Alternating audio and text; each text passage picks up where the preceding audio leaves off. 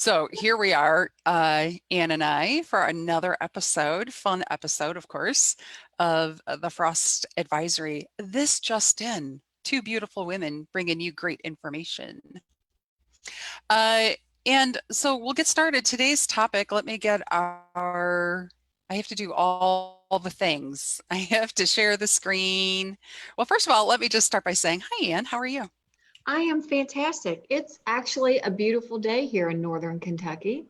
Oh, very nice. We have the Sunny. overcast, rain impending, doom kind of day, the gloomy, which is okay. At least it's not steamy hot.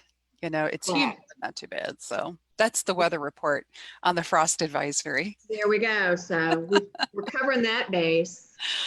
We got that all set. Also, then I commented last week, we both had kind of a green blue color going. This week, again, without sending out a memo, we both ended up in the pink realm. So that's amazing. I can't wait to see the day we both show up in pajamas just to throw the other one off. It's my Challenge bathrobe. accepted. Okay. Yeah, I always enjoy that. That's excellent. All right. So today we are talking about the art of presentation and delivery. And when Ann and I thought about this, you know, as professional trainers, obviously, and literally, obviously, number one, we enjoy talking. So this could go on for days. And number two, it isn't easy to delve into things as deeply as we would like to, because we just want to give you that, you know, top of the know about. If you remember our chart from last week, we're just trying to give you the know about part. To really make it change, you know, life-changing, life-altering, impacting the way you do your job, we need to delve a lot deeper, and we need more time for that. But this is meant to be lighthearted, fun, interesting, informative, give you a little something to go on, and get you coming back for more. If you're joining us live on Facebook, it's great to have you. As you know, typically we just go ahead with our presentation, and at the end we zip over to Facebook, answer any questions you have, acknowledge the people that have attended. As always, a shout out to our behind the scenes person, Kate Jung, who is very busy making sure our name is getting out there and more people getting to know about us. Like our page, be a follower. We should have a whole session on followership, Ann, just to get our follower number up and the I can do importance of that. being a follower. We want I to have teach a you people PowerPoint about for being that. followers. There you go. And you know, really, it's something we haven't touched on it because we've only just begun. But leadership really requires that you are a good follower. If you can't be a good follower, you're going to be challenged in your leadership roles. So follow us and we'll show you the way. What do they call it? Grasshopper, young There you go. grasshoppers. Mm-hmm. So like and follow our page, let your friends know what you find interesting and helpful about us, and join us anytime. Also, we're available off screen. You don't have to do things on Facebook Live. If you'd like a half hour of consultation, it's free with Ann and I to talk about projects you have coming up, any and just ideas for training, how to corral your people, how to do it through Zoom, how to use a whiteboard. I mean, we've just, you know, we've done it for so long. And as I've said previously, this is the new normal, is doing things online and learning to be authentic, learning to bring out the best in people, be open to feedback, as we'll talk about today. But how you do that, you know, even online like this. So anyway, we're a great resource. We want you to use us in the nicest way possible. Mm-hmm. And I'll go ahead and share my screen. Anything to say while I get this started there, Ann?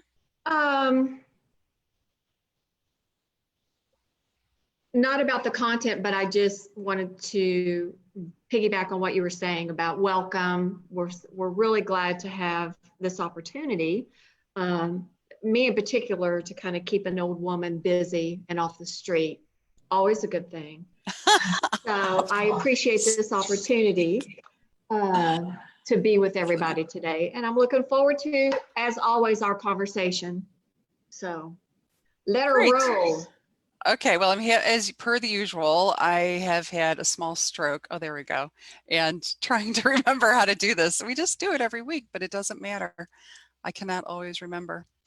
All right, so here we are. And as you know, we are the three leadership differentiators that we've been discussing are number one, authenticity, two, bring out the best in others, and three, willingness to give and receive constructive feedback.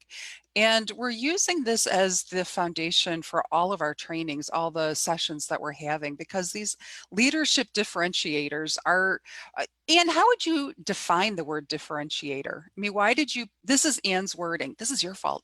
What, what made you pick the word differentiator? Well, there's a lot of trainers out there, right? There's a lot of people that do what we do. And I'm thinking if we can develop a way to really connect with, not only deliver the content that we're hired or tasked to deliver, and be successful with that, but we also are able to make a connection with people in the room so that they want us to come back when there's a choice to be made between us and another equally competent trainer or facilitator. I'm thinking there's got to be a way to help us stand out among the rest. Yeah. Which to differentiate what we do compared to others, because there are so many in the, that do training and facilitation as a profession. And not that we want to take business away from them. We want to. So it's like, if there's a choice to be made, I want it to be me. Well, that's exactly. I mean, the land of the free and the home of the competitive, I think, is our phrasing. Yeah. So to your point, these are, so I appreciate you, really explaining that a little bit further. So what does make us different? We are authentic. What you see is what you get. We're fun, we're friendly, we're outgoing, a little crazy sometimes, I would say, but always good at what we do. Not just good, we're excellent at what we do. So today we'll talk about authenticity and what that looks like when it comes to presenting and delivery. Yeah. So we'll now, Anne, just confirm with me. I realized last week I thought I was showing everybody a new slide, but when I watched the playback later, my slide did not appear on the screen. So make sure you see. You need to get into presentation mode. Okay, so I actually am in presentation mode, and that's what is confusing me a little bit. All right, so what do you see on your screen? I see the large leadership differentiator slide, and then down my left column, I see all the other slides. Interesting. Okay, so I think what happens is when I went in to share my screen, I have to be right here. So again, folks, as you're watching us figure stuff out, this is what it's like to be a presenter, is sometimes things are not going the way you think. Actually, this is a very good example. This is an excellent example, because we're going to talk later, like one of our 4 topic areas is going to be about choosing the right channel through which to deliver the content that you've prepared. And there's pros and cons with each one. Yeah. Technology is the one, technology for me means a PowerPoint, sometimes a video, and that's about it for me. That's all I can handle. So you have, no matter which channel, like if I choose PowerPoint, I have to be prepared for things like you just witnessed, ladies and gentlemen. I mean, we didn't plan it. Too bad we didn't say that at first, busted. But we didn't plan that, but it was good that it happened, because you have to develop a certain agility to kind of, this is what happens, and no worries, talk amongst yourselves, or this is a good time to take a break while I'm trying to figure out where I need to be.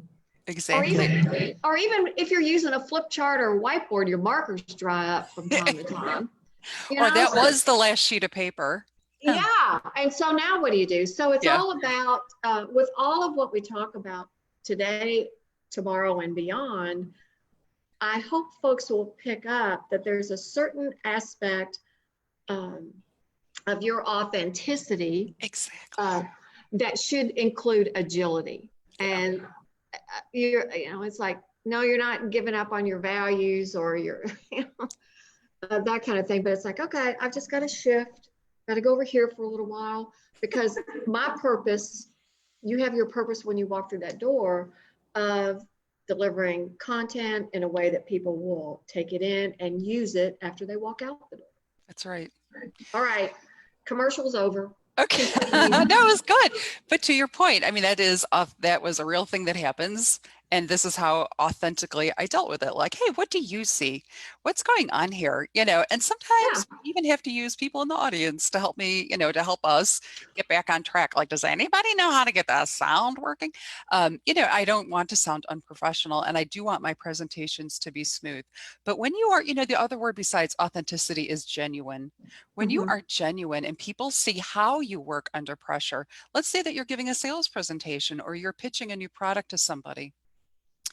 Many times people want to see how you work under pressure. And if something goes wrong, they don't want to see you fall apart and swear and blame other people. And it was working before, and I had this all figured out. They want to see you, how do you work under stress in the moment? Can you laugh it off? Can you keep your wits about you? Can you ask for advice if you need it? I mean, that's something to be said for less than perfect. And what you're just, I'm sorry. No, it's good. It's good. Be like we normally are, Anne. Okay, be quiet a minute. What you just described to me is vulnerability. When you can do that, you're kind of opening yourself up and being vulnerable with folks. Like, I don't know how to fix this. Can someone help me? Or we need to take a break while I go get some help, or whatever that looks like. That being vulnerable with people is a trust builder. And we talk about this nearly every time we have a conversation about training. It's about the relationship. Yes. So opening yourself up is an opportunity to build trust with the people in the room. And once you elevate that level of trust, they see you as a more credible source of information. Once they see you as that credible source, they're more willing to be engaged, listen actively, and take some of the content out the door when you're finished. I agree. Okay. All right. So now I'm trying to advance the slide. Here we go. Back to technical issues. Oh, there we go. I got it. I got it. So tell me, can you see this now? SME and content. All right, very good. So moving on to the first part of what we're talking about today, I'll just briefly talk a little bit about SME, subject matter experts. So many times, every time Ann and I are asked, or any trainer is asked to do a topic, I think there's an assumption that you are a subject matter expert in this thing. So for example, recently, or this would have been a year ago, I was asked to do a training for a group, and it was on leadership skills. Totally fine. I feel very comfortable with that. But they wanted me to throw in some math. Ouch. Yeah, I mean, I'm just, speaking of vulnerability, I can add and subtract, multiply and divide, and I can even do fractions. But beyond that, I'm a little sketchy. So, I mean, not me personally, I just mean my math skills. So I said, I'm not really sure, and that's in my wheelhouse or whatever. And I kind of hate that word, but it's not something I would like to do. And the person who was trying to hire me to do the training in an email was saying, look, there are 5 slides. You need 2 minutes per slide. That's 10 minutes. That can't add any burden to you. But being a GED teacher in a past life, if they're already having problems with math in the workplace for the work that they do, there is no way we're going to take 2 minutes per slide to improve their math skills. Because if that's the case, why doesn't he just do it himself in 10 minutes? So I was not a subject matter expert in what they wanted, and they eventually found somebody that was more in tune with what they wanted. But I think, to be honest, right up front, authenticity, subject matter expert, if you're not an expert in what people are asking you to do, either number one, just be clear, like, hey, I'm not really sure I've got that. I don't have any trainings written around that, or I don't have material together to present that to you. So you can come up with alternatives, or recommend somebody who can do it, which both Ann and I have done. We know other trainers, so we've recommended other people to do the training. Back to building that relationship. If you say, oh yeah, totally, I could do that, but you can't, and then you fumble through it, you've ruined that relationship. They can't trust you. But if you say that's just not something I normally do a training on, but I know somebody who does, you become an expert in other trainers. You build the trust of the people asking you to do that training. Mhm. Always remind them of what you can do. You know, you've got all kinds of things that you can do, but maybe this one particular thing isn't yours. The other option there is if you've got enough lead time, become an expert. Read the books, read the Mhm. research, interview people. And I think this is something Ann and I have talked about, maybe not specifically before, but being a lifelong learner is part of being a trainer. You know, Ann and actually, Ann, I forgot to tell you on our Frost Advisory Facebook page, I posted some stuff, an article just the other day relating back to the importance of upskilling. And the fact that right now with all this COVID-19 stuff going on, that it is 79% of the CEOs out there are worried about their staff being upskilled enough to handle what's coming next, right? So really Yeah. highlighting the importance of ongoing training. So you as a trainer, potential trainer, you know, somebody who's going to be doing the training, even if you don't want to, the best thing you can do for yourself is just Mhm. dig in, start reading books, watch TED Talks, you know, read articles. You know, Society for Human Resource Management is a great resource, and that's where that article came from, a magazine that I just got from them. So the idea is you can become an expert. It does take time to build that Mhm. expertise. But anyway, so those are my two thoughts on that. Either find somebody who knows how to do it, or Mhm. make sure you have enough lead time to become the expert who can deliver the information that they're looking for. And And one of the examples that came to my mind as you were sharing this, Mary Barbara, was what we just finished, that 6-part series mm-hmm. we just finished. And it was 6 parts. It was communication, feedback, conflict resolution, and then workplace harassment. And I think Great both of examples. us kind of came to a screeching halt on workplace harassment. So we went back to the client and asked for more information to get some clarity around what's been done before. Mm-hmm. How often do the employees have an opportunity to review the workplace harassment documents, you know, that are there on site or in their employee packets or whatever? How often do they do trainings on workplace harassment? So we just put a pin in it for a second, went back to the source, got more information, a little more clarity, and that gave us an opportunity to, yeah, we talked about workplace harassment, but we framed it in a little bit different context of what does it look like if you, at your organization, what happens if it's not addressed, what happens if it is addressed, you know, just we just put a little bit different spin on it. Mm-hmm. And the other thing that came to mind after I thought was sharing that with you is once you decide, okay, I'm confident I can deliver this. This is in my wheelhouse. I know exactly what materials I can pull to put this content together, or I have to go get a subject matter expert to either deliver or provide guidance from me. What I typically do is then I write up my outline. Mm-hmm. We talked last week about where do we start? We start with the objectives. What is it that the client, or if you're doing it in-house, your supervisor is tasking you to do? What's the objective they want to achieve? Okay, so here are my objectives.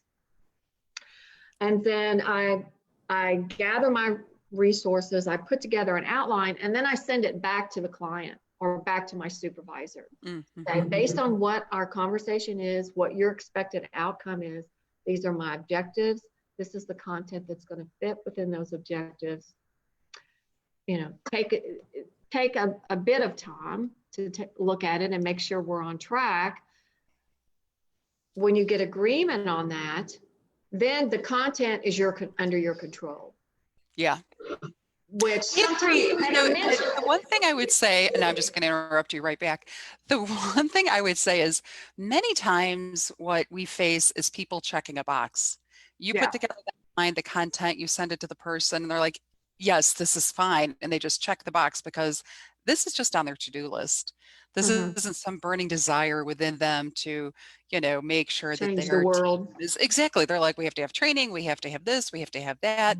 Okay, I've got a trainer, they're going to deliver, they give a review, that's fine. Yeah, you'll know if your content is right on the mark when your people come in the room and you start talking. Yeah. That's a lot of times when you find out.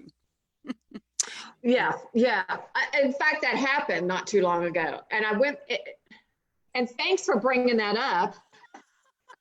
Thanks for pouring some lemon juice in that little I cut know. I I have. went through this whole process because I just thought it's logical process, to the outline and send it in and get the feedback and make adjustments. And now I'm ready to go. So I walked in with confidence that this was going to be the exact material folks needed. And I started the introduction, and they're all just looking at me like, this is not what we need. I mean, I think those were their exact words. You were there, you were in the room when that happened. I've blocked it. And so we just went. I had brainstormed some things. I usually do do you have any burning issues? So we did that in the beginning, and I had posted those up on the board. And once it was confirmed that what I had put together was not going to do it, I just walked over and said, okay, which burning issue you want to talk about? Yeah. Again, agility. Yes. And being authentic. I mean, in that moment, you could have said, well, this is what I was told to teach. And you're going to sit there and you're going to like it. Yeah, right. But no, the relationship building, they see that you've created something based on information. They see that now you have to change midstream. They appreciate that you are not going to make them sit through something that's not important to them, and you're gonna do something different, which kind of maybe leads us over to audience anyway, if you want to talking about authenticity with our audience. Okay. Before today started, I thought, I'm just going to, because I am a lifelong learner, I'm going to look up the definition of audience. Get out. I have never, I probably did that in 4th grade when it was a spelling word, but I've never thought about looking it up since then. What a great idea, Ann. So I looked it up, and it says, and I quote, an assembled spectators or listeners. And I thought, well, there's your first challenge. There's your first challenge, people. Assembled spectators or listeners. Okay, assembled. I don't know if I need to be here or not, but they told me I have to come. Exactly. Spectators. I'm just going to sit here and watch, and I'm getting paid for this. Listeners. Doesn't say active listeners. Just says listeners. So nowhere in that definition does it say people are engaged, they're involved, they have a learning attitude. So that becomes our challenge as trainers and facilitators is, yes, we have an audience. How do we get them engaged? So we wanted to spend a little time today introducing you to some ideas and ways to go about that. And when we were going through this yesterday, Mary Barbara and I had a pre-FaceTime chat. The conversation hit on immediately because it's funny. It's fun to talk about. Remember when this guy was in the room, and so you'll have basically two types of people. I think you'll have people that want to be there, and you'll have people that don't. And then a subset of the people that don't are the people that think they know everything. Therefore, they don't need to be here. So you're going to get pushback from a certain population of people. So again, agility, resilience will come into play there. But what happens, as I discovered when chatting with Mary Barbara yesterday, is we have a tendency to gravitate towards the people we know want to be there. And we turn away from, whether figuratively or literally, the people that don't. Yeah.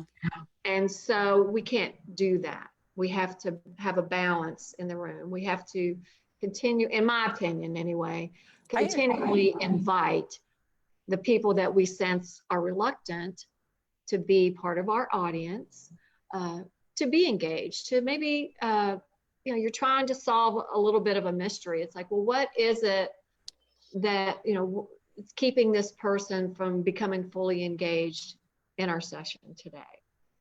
And I think one of the things we mentioned yesterday, Anne, was also that other people, you know, when people are in groups, when they come with a group that they work with, they know all the personalities. They know the talkative people, the shy people, the frustrated people, the people who just come in from third shift that are exhausted, all those things. And so if it's a new group for you, you're just learning who all the players are, and people will be watching how you handle the difficult people in the room.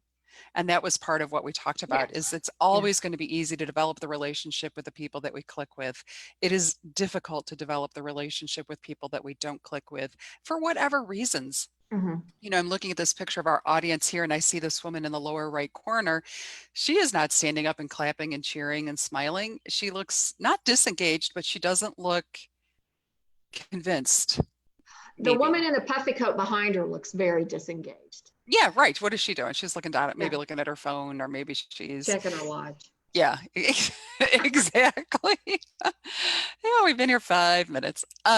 So to your point about being authentic with people, you have to, I mean, I encourage people to, this is what we talk about, um, to always, you know, to remind yourself to try to be engaging with people that are difficult to engage with. And this Mhm. isn't about them, it's about you growing as a person and as a Mhm. trainer. Well, and it's not like we're confronting, No, right. creating you know, an emotionally charged situation. What I have learned over time is to figure out a way to invite those people in. Yes. So that's when you could say to the difficult person or the reluctant person, if they do offer, you know, some type of comment, you know, just, well, this is what I understand you to say. Is that, did I understand correctly? Or this is what I think's happening right now. Do I understand that correctly? Mm-hmm. Help me understand. Yeah, try to see it from their point of view. Yeah. Yeah, because Sincerely.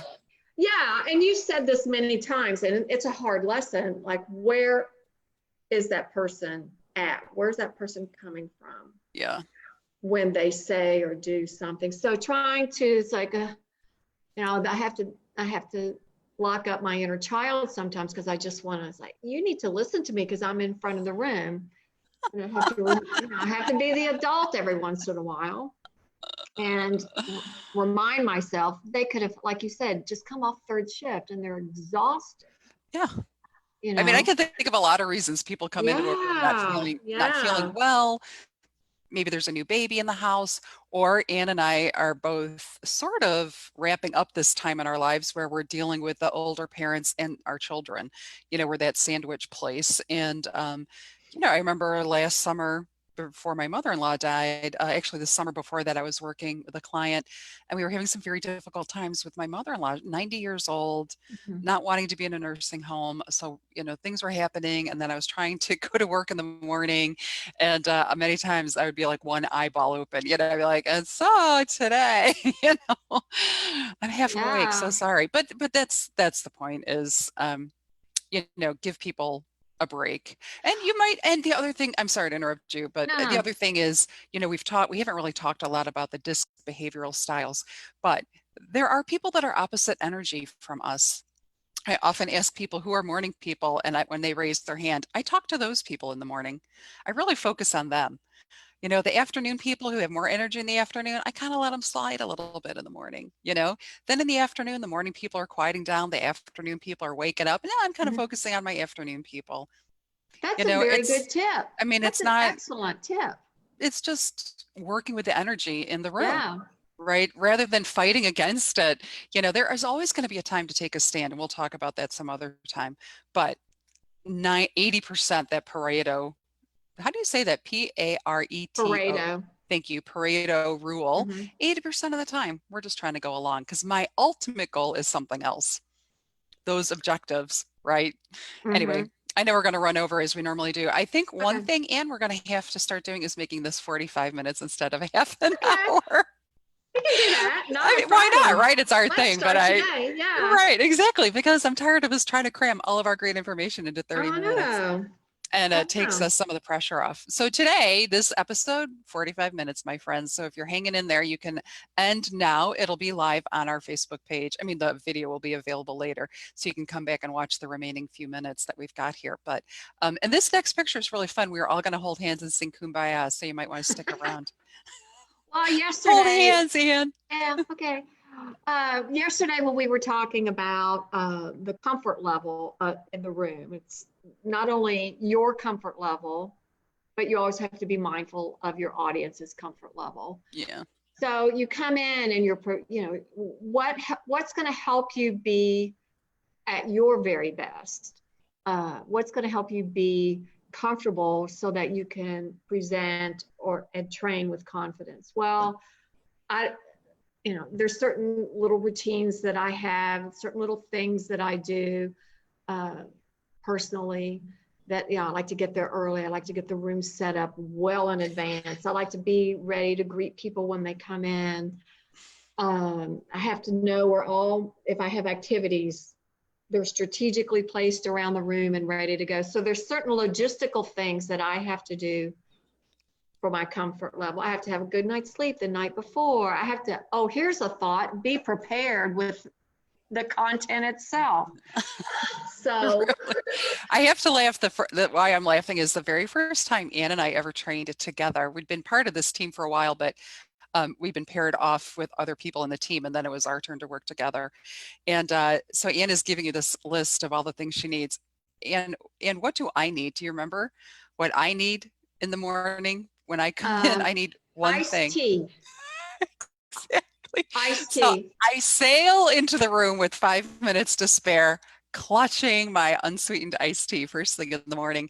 Ann has been there for 30 minutes. The room is set up, the sign-in sheet, the activities. I'm not a coffee drinker, but I definitely need my caffeine, and so I get it through iced tea in the morning. So I'm just laughing because this will tell you a little bit more about how Ann and I work. She's the one, what time should we meet for the Zoom call? If we start at 12:30, she's like, we should meet at 12:15. I'm like, that's perfect. I can meet at 12:15. But left to my own devices, I would be here at 12:27, iced tea in hand. I mean, and what do I have? My iced tea, right? So anyway, so I'm just laughing because this is, the beauty of working with people is what we all bring, the strengths that we bring to what we do, whether they are the audience or you are the expert or what have you. So anyway, I'm just laughing because it No, and hasn't changed. that's another good point. We were talking about subject matter experts before, and it's like, man, if you could get a subject matter expert to actually come and be part of so that you do you've got that complementary thing. Not only is it, a competent, content, but to your point about managing or feeding off each other's energy, it's amazing. Let me just be honest in front of the world, Mary Barbara. Well, why start now, Ann? It could be a little scary when I'm ready to go and it's, 3 minutes till showtime, and it's exactly. like, here comes Mary, she's just a delight, but it's like, it worked really well because talking about disc styles, we are very, I think, complementary. Yeah. What we bring are different energies and focus. So find your comfort level, whether that be a highly organized logistical routine prior to the delivery of your training, or that glass of iced tea. Yeah. Or anywhere in between. Well, it was so funny because I felt so guilty because I was running late. Did you?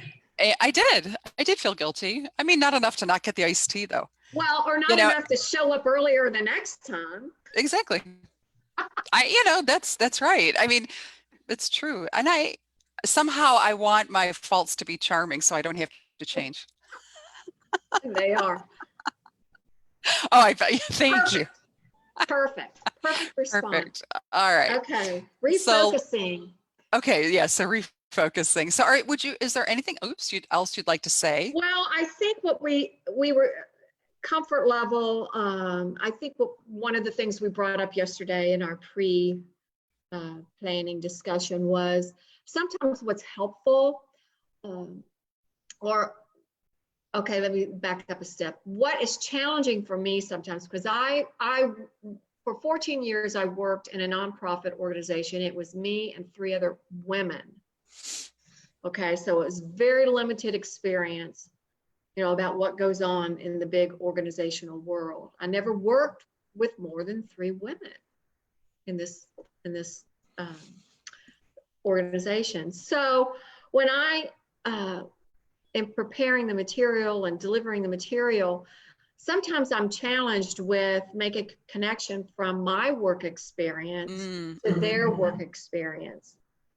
So analogies are quite helpful, and so I have been proved to be helpful for me. And what I try to do is take a similar circumstance, yes, that really happened in my world, and I'll put it to the group. It's like, this is what happened in my world. Let's talk about how we can extrapolate, what went on there. Let's pull out some principles of the content we're talking about and apply them to your situation, what's going on. So sharing stories, sharing your own personal experiences, and I also use the kids and my husband, which is a fountain of information, but it's entertaining, it's lighthearted, but they're real situations that in my head, I could see how that connects to the point I'm trying to make about giving and receiving constructive feedback. So I share it with the group. Let's talk about how, we can make a connection here. Now, the challenge is not to overshare, Oh, right. and to change names in the event there could be a lawsuit. You want to make sure you're protected there, but particularly not the oversharing. But just to kind of, what you're doing is priming the pump. Yeah. You're starting it off with, an experience you've had to illustrate a point in hopes that they'll feed that back to you.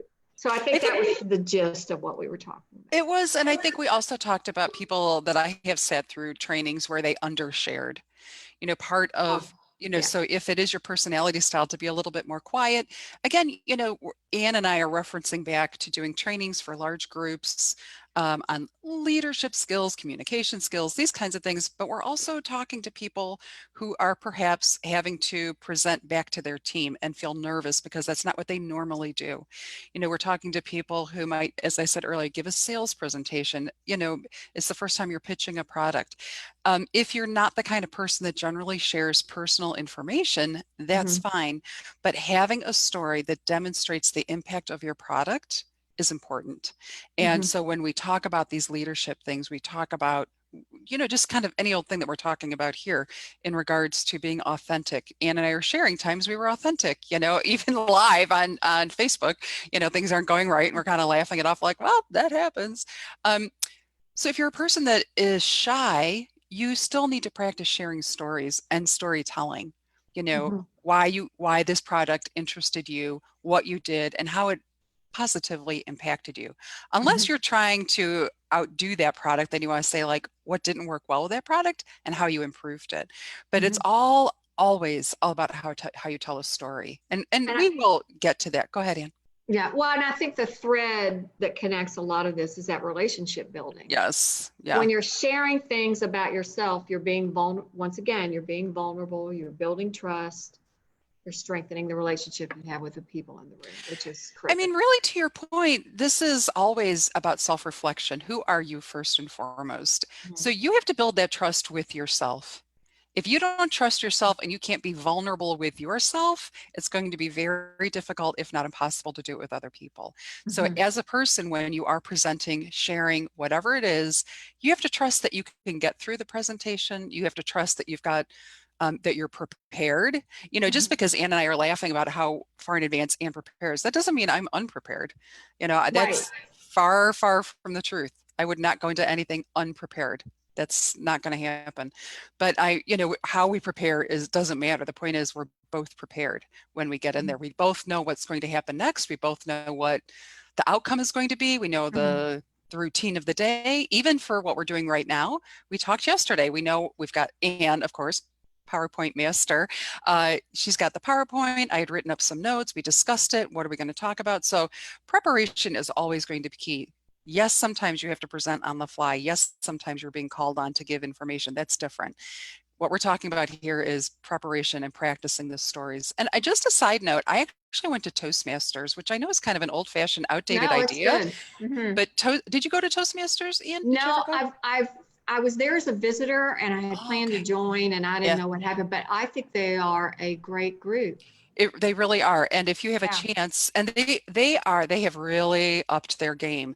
They do meet in person, but a lot of the learning is done online and you actually pick a path that you want to pursue. Oh, And yeah, I mean, it's wholly different now, the way that they do it. They still have the meetings, you still get up and give your talks, you still get feedback on your talks. But I really recommend if you're new to presenting and you're new to this idea of putting things together, Toastmasters is an excellent way to go. They're international. mhm. So wherever you live, wherever you're hearing this, you can definitely find a Toastmasters that's local to you. And anyway, just a side kick over to Toastmasters to help improve your speaking skills. You know, Ann and I'd be happy to listen to you present anytime. Of course. But the reality is, you know, you Yeah, probably would do well with Toastmasters too. Anyway, all right. So do you feel ready to move on to I best do. channel? So Okay. the fourth item we wanted to mention today in terms of authenticity is this idea about the channel, which is the best, when in communication theory, channel is the medium through which you encode your message, okay?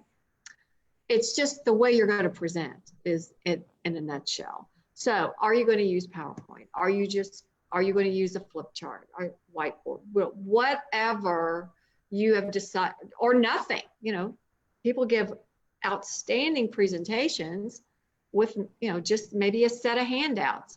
Yeah.